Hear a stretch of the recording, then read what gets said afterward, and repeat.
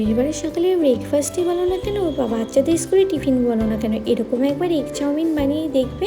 বাচ্চাদের স্কুলে tiffin box এবং সকালের ব্রেকফাস্টের প্লেট দুটোই কিন্তু ফাঁকা হয়ে গেছে। তো নমস্কার বন্ধুরা, 16 আনা বাঙালিয়ানা রান্নাঘরে তোমাদের সবাইকে স্বাগত জানাই।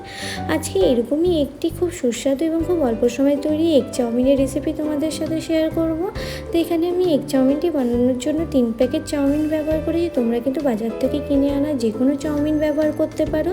এরপরে এই চাউমিনে দেওয়ার জন্য যেসব সবজি আমি নিয়েছি তার মধ্যে গাজর, বিনস, ক্যাপসিকাম, টমেটো রয়েছে। তোমরা চাইলে কিন্তু অন্যান্য আরও অনেক সবজি দিয়ে চাউমিনটি বানাতে পারো। এরপরে এর মধ্যে আমি একটু আদা কুচি, একটু রসুন কুচি, 2টি পেঁয়াজ কুচি করে নিয়েছি এবং 2টি লঙ্কাকে ভালোভাবে চিড়ে নিয়েছি।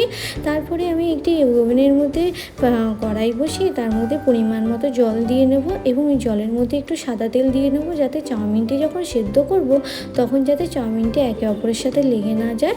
এরপরে জলটি ফুটে গেলে ওর মধ্যে চাউমিনগুলো দিয়ে নেব এবং খেয়াল করে রাখতে হবে চাউমিনগুলো যেন ওভারকুক না হয় এবং একে অপরের সাথে লেগে না যায়। এমন অবস্থায় চাউমিনটি সেদ্ধ হয়ে গেলে একটি ঝুড়ির মধ্যে আমি ঢেলে নেব, জলটা ঝরতে দিয়ে দেবো এবং জলটা ঝরে এলে চাউমিনের মধ্যে অল্প একটু তেল ব্রাশ করে রেখে দেবো এবং সেই একই কড়াইয়ের মধ্যে আমি অল্প তেল নিয়ে 2টি ডিমকে ভালো করে ফাটিয়ে নেড়ে চেড়ে ভেজে নেব।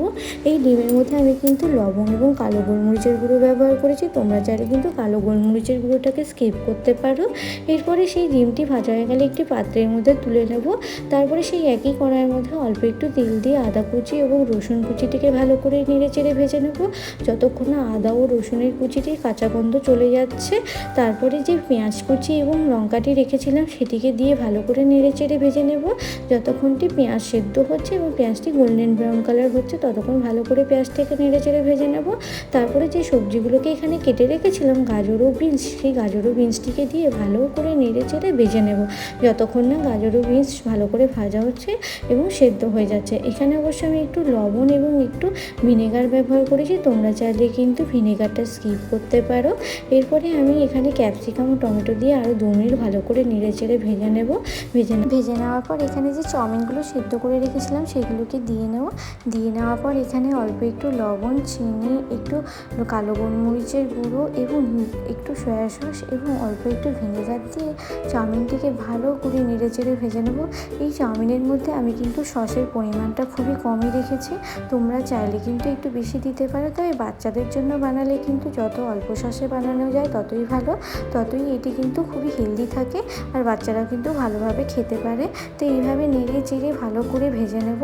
তারপরে যে ডিমের কুচিটি বানিয়ে রেখেছিলাম সেটিকে দিয়ে আরও ভালোভাবে চাউমিনটিকে নেড়ে চেড়ে ভেজে নেব যতক্ষণ না চাউমিনটি ভাজা হচ্ছে ততক্ষণ কিন্তু এরকম ভালো করে হালকা আঁচের মধ্যে রেখে চাউমিনটিকে নেড়ে চেড়ে ভেজে নেব। এবং সবশেষে আমি কিন্তু এখানে একটু বাদাম ব্যবহার করেছি।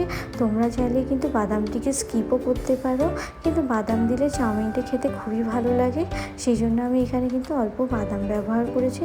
তাছাড়া আর কোনো কিছু কিন্তু এখানে আমি চাউমিনে দিইনি। তো এইভাবে নেড়ে চেড়ে চাউমিনটি ভাজা হয়ে গেলে দেখবেন চাউমিনটিকে দেখতে কি সুন্দর লাগছে। চাউমিনটি দেখতে যতটাই সুন্দর, খেতে কিন্তু ততটাই সুস্বাদু ছিল। এইভাবে একবার বাড়িতে চাউমিন বানিয়ে দেখুন, এই চাউমিনটি আপনাদের ভীষণই ভালো লাগবে এবং বাচ্চারা তো খেতে ভীষণই ভালোবাসবে। আপনাদের যদি এই চাউমিনের রেসিপিটি ভালো লেগে থাকে তাহলে লাইক, কমেন্ট, সাবস্ক্রাইব করে দেবেন আমাদের চ্যানেলটিকে।